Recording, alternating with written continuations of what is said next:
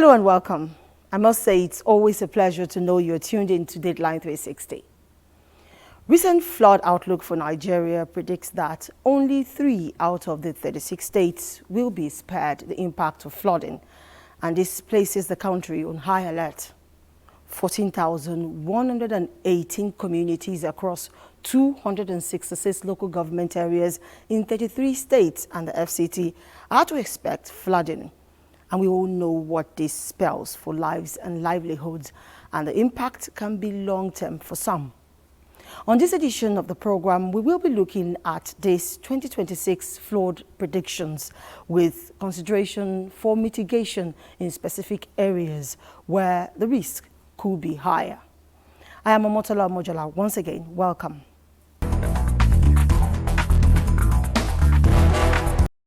Year in, year out, meteorology guides societies to make life-saving decisions in and out of seasons. While some predictions come out accurately, some are slightly off the mark.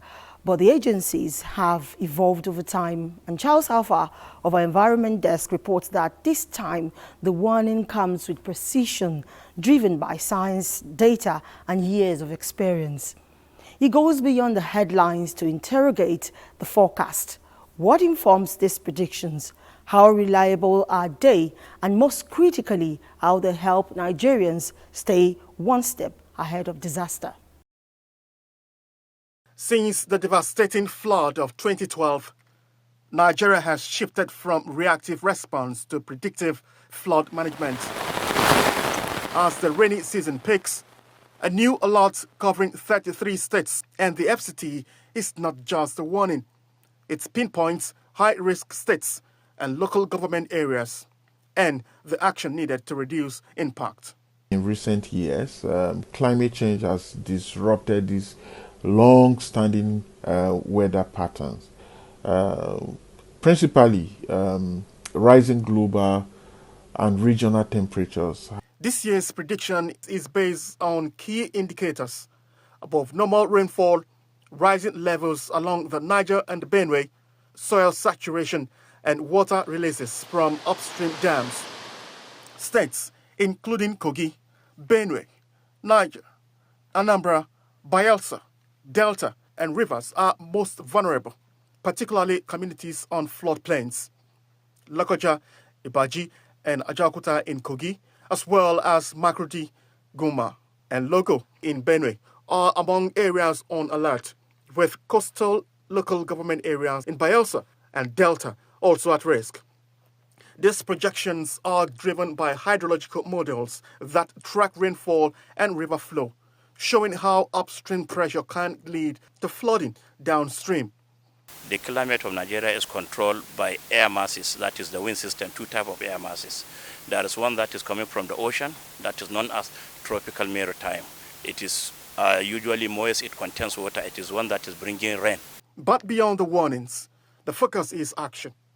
Authorities advise clearing drainage channels, desilting waterways, and avoiding construction on flood-prone areas. During flood, what do? First thing, you switch off your electrical appliances, then find an escape route. Go to a higher place. Most people are not aware that there's an emergency line in Nigeria. Just like we have 911 in the US, we have 112 in Nigeria. Addressing perennial flooding in Nigeria, some say, requires a proactive and comprehensive approach. And such approach has to do with a kind of modeling that fosters adequate preparation among states living in high-risk zones. Nigerian meteorological services, they need to study, they need to record data and publish it. What is the normal, what has happened, and what is the departure from that normal? Whether it is an extreme that is out of what has been observed. For farmers, timing is critical. Adjust planting calendars, use early maturing crops, and move livestock to higher grounds. Agency collaboration has improved forecast accuracy, but response at community level remains key. Flooding continues to threaten food production, disrupt markets, and strain the economy, making early action essential. The risks are clear, the vulnerable are known, The challenge now is response. Charles Alpha for Dateline 360.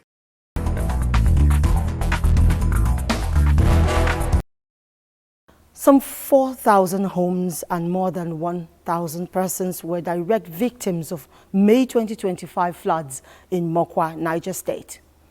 Available records show that about 500 lives were lost, 600 went missing, and another 200 injured.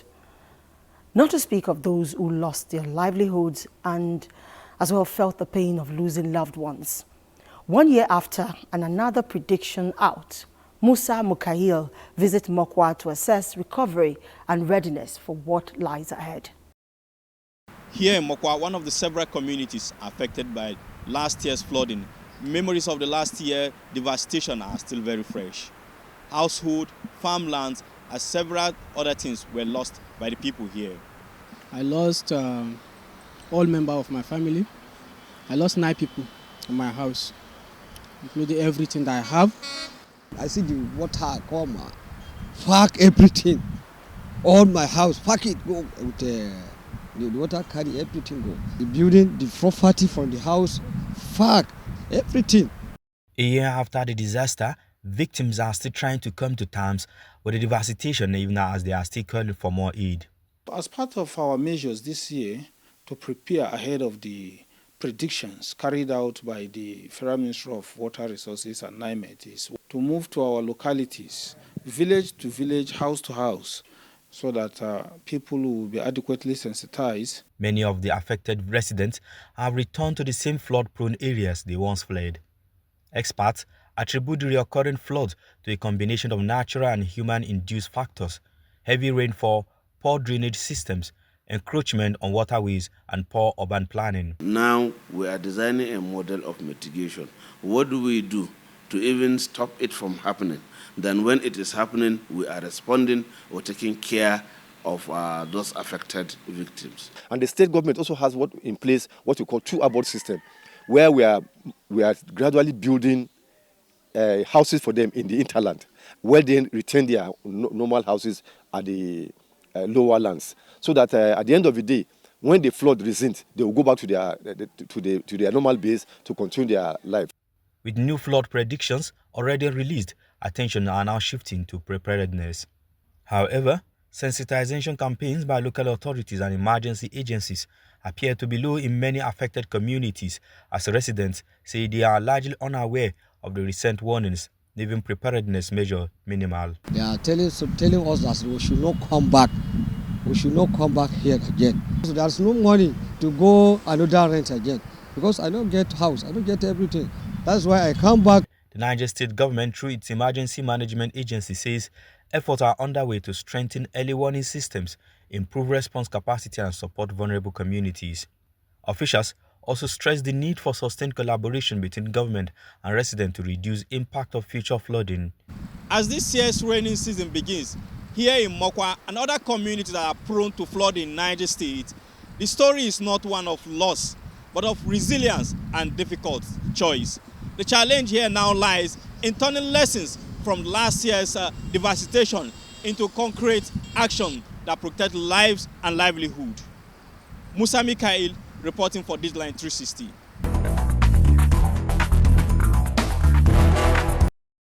We hope that more will be done for Mokwa to prevent a reoccurrence. Another state on high alert is Bayelsa, seated below sea level and close to the Atlantic Ocean. Next, Ebenimizi Timiyola engages members of Amasoma, a community that suffered heavily from the monstrous 2012 and 2022 floods, to find out how the prediction is directing action. Because of the topography and because of the special deltaic environment, we have a lot of swamps that during the dry season they are very dry. You can play, you can run. But once the rain starts to fall, those swamps begin to get flooded. The ground can no longer absorb. From Jordan Junction to the bridge is where the entire community reside. We live in this road. Like myself and my family, you can see the picture behind me. That's where I manage with my family. This is one of thousands displayed in the state by the monster floods of 2012 and 2022. Beyond the statistics, are businesses paralyzed and children forced to pause their school until the flood recedes. Experience. Now, well, we've even lost our children. Some go fall inside water, inside the house, die. And when the flood come, all our farm go wet finish. We no go fear even harvest all self. Some go dead, they are rotten. The dangers are far-reaching. Food shortages set in, and when hunger bites, community security begins to collapse. From issues of injuries to persons that, as a result of the flood water carrying them, hitting them against different objects. We also have snake bites, reptile infestations, and diseases related to them.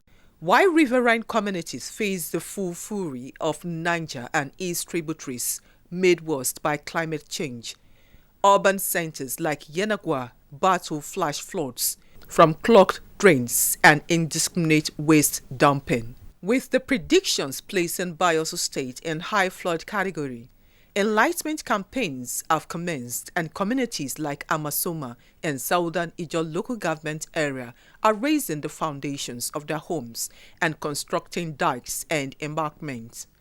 We identified these areas in 2012 when the flood was at its brim. So we decided to move around the community where are the areas that water entered the compound in the community to flood the entire community. Sadly, this is not the case for many others who admit to having no plan but yet stay put in spite of the risk or return annually. We are fishermen. We like to live by the riverside so that if the river fish is moving, you see it and you just go and kill fish. So that's why it is difficult for us to live in upper land. In terms of mitigation, is going to be for the government to do proper piling of the community. The Bayelsa State Emergency Management Agency, BAESEMA, tells NTA News it has mapped high-risk communities in collaboration with the Ministry of Environment, the Sanitation Authority, and the Directorate of Flood Management and Erosion Control. The 33 canals, they will be able to open up 24, more especially from the urban areas. Already, the National Emergency Management Agency, NEMA, is meeting with the state emergency managers. Buses at the dam. This is where all the water empties. So getting them prepared is very, very important. These communities were trapped between the memories of past disaster and the fear of the next. One thing is certain, it is time to find lasting solution to break the cycle of perennial flooding. For Dateline 360, Ebinimi Zitimiola.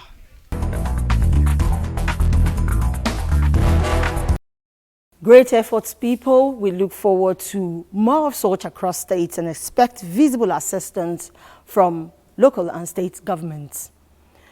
When flood disasters happen, the race is to save human lives because lives matter. But if indeed all lives matter, what happens to vegetation and livestock? With the possibility of floodwaters submerging grazing lands and likely disruption to veterinary services, among other impacts of flood on livestock, there are concerns about animal welfare. In our next report, Yusuf Jika investigates to measure preparedness to secure and sustain the sector for livelihoods and public health.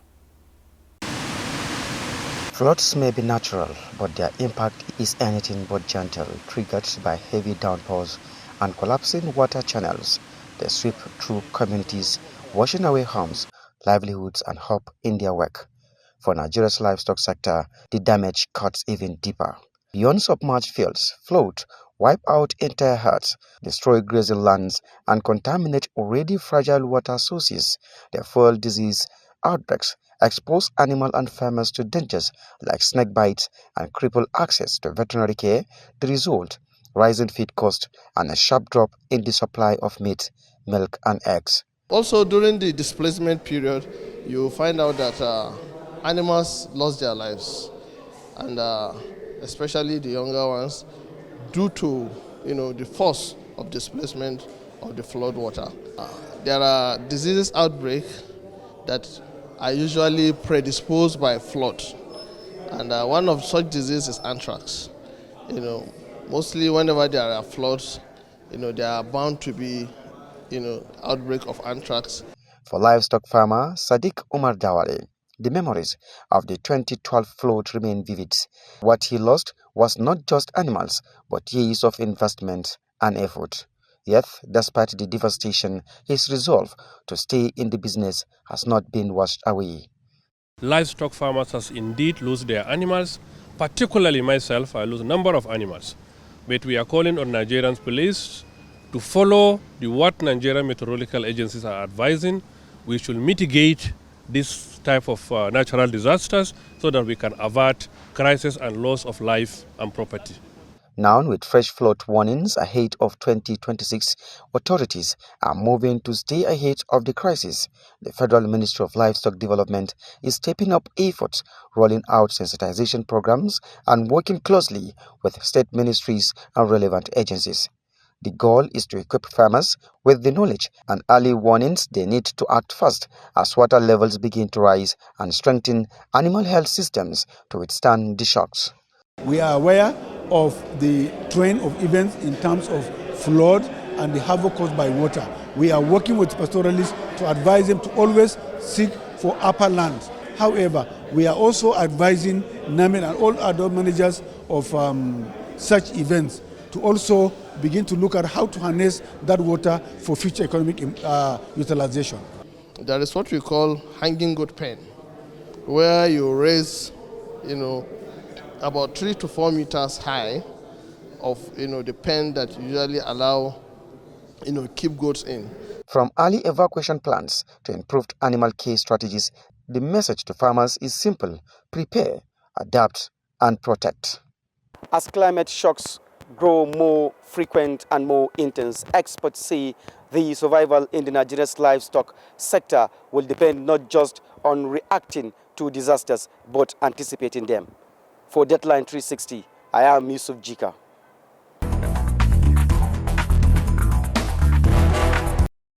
Let us now focus on those who reside in riverine communities.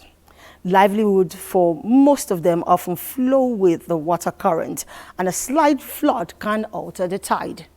Solomon Ayedain in Lokoja examines how the new flood outlook could affect those who feed daily on water transportation and efforts to ensure safety on waterways, as well as mitigate the impact on the aquatic sector of Kogi State.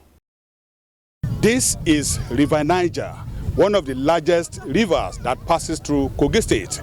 As it is calm, cool, and at its low level. This may not be so for too long if the 2026 rain pattern predicted by NIMET is anything to go by, with its attending catastrophe, including flooding and deaths resulting from boat mishaps. In 2025, scores of people lost their lives and several others missing, while goods washed away as a result of boat mishaps along coastal areas in Kogi State due to rising water level, an incident described by stakeholders as one too many. Despite these odds, water transportation remains the most preferred for people in riverine communities, considering the topography, distance and cost implications of traveling by road. Ahead of the 2026 rainy season, the National Inland Waterways Authority official says the agency is prepared to reverse the trend. The water you have now is almost at its lowest level. And because it's at its lowest level does not mean we should not do our normal routine. It, however, urges water transporters to imbibe the culture of using life jackets while traveling, avoid overloading and night travels, in addition to observing other safety regulations.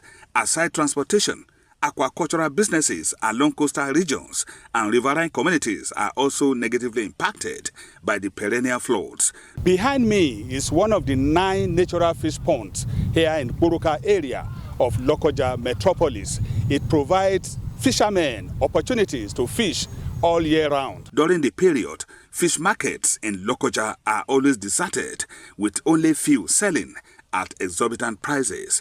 You know, easy to get fish when water comes. Unless you go suffer, climb on water, go far away before go get fish.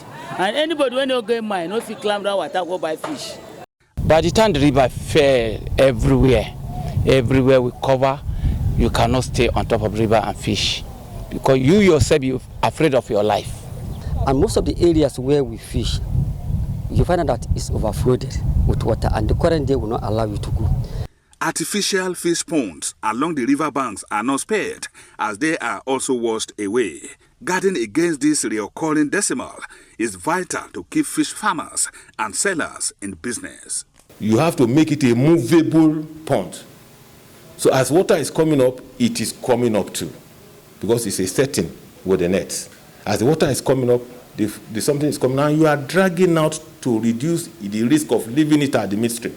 The best thing is that if you want to put a juvenile, you put juvenile is 4 months and 2 weeks. You plan yourself before the flood gets to that place, you stop before then. Before that 4 months, the fish is up to full size to harvest. NIWA, SEMA, NEMA, NOAA, and non-governmental organizations, including religious bodies, are expected to proactively collaborate to facilitate a robust community sensitization ahead of the predicted flood to mitigate its impact and safeguard lives and livelihoods of riverine communities. In Lokoja, Solomon Ayedehi.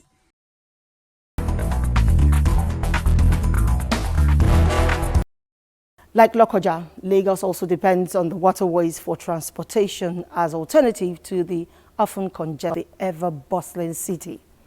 With predictions out, we know the risks are higher for lives and businesses. Adejoke Odeka examines concerns about this and the effectiveness of measures put in place to prevent accidents on these routes.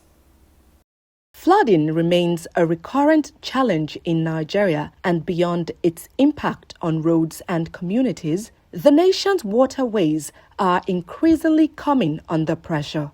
In Lagos, where water transport serves as an alternative to congested roads, rising water levels are raising fresh concerns about safety and sustainability. The rise and fall of water level, of course, it does affect navigations. Most times when the water level rise so bad, we ensure that boat operator doesn't go with some certain speed. We also ask them to check the weather.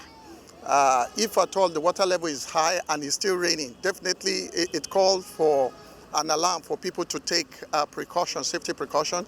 So if we have such scenario, our river marshal strategically posted to various jetty ensure that boats doesn't sail at that time. Across the waterways, stronger currents, floating debris, and reduced visibility during heavy rainfall have often contributed to boat mishaps. With new flood predictions, the risks may become even more pronounced, prompting calls for stricter compliance with safety measures. When the rain starts with breeze, we'll come down for the rain and the breeze so that everything will be okay. Should not affect boats with passengers. When the water rise up, so no move, come down for the water. For commuters who rely daily on water transport, the situation could mean delays, disruptions, or the need to seek alternative routes, often at additional cost. Once the flooding is there, it will also obstruct the movement of the ferries, and it makes the ferries to be slow in action. And the water, because of the dangling of the water, you don't speed because you don't know the velocity of the movement of the water. I prefer using boats because if I say I will use bus, I think it will take me like 30 to 40 minutes before I arrive. So when I use this boat, it normally used to take like 7 to 8 minutes to my working place. Beyond transportation, the impact extends to livelihoods. Fish farmers, traders, and fishermen face potential losses as flooding threatens ponds, disrupts fishing activities, and affects supply chains. When flooding occurs, fish are displaced, making it difficult for fishermen to catch enough. This reduces supply and drives up prices. As a result, fish sellers buy at higher rates but struggle to sell as much, leading to little or no profits. While authorities continue to emphasize enforcement and interagency collaboration, the effectiveness of these efforts will depend largely on compliance and preparedness at all levels. As flood warnings intensify, safety on Nigeria's waterways is becoming more critical. In Lagos, where these routes support daily movement and livelihoods, compliance is now more essential. Adejoke Odeka reporting for Dateline 360.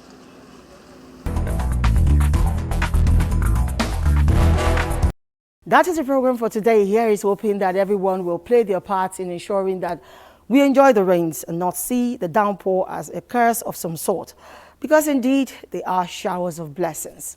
That is if you treat it right.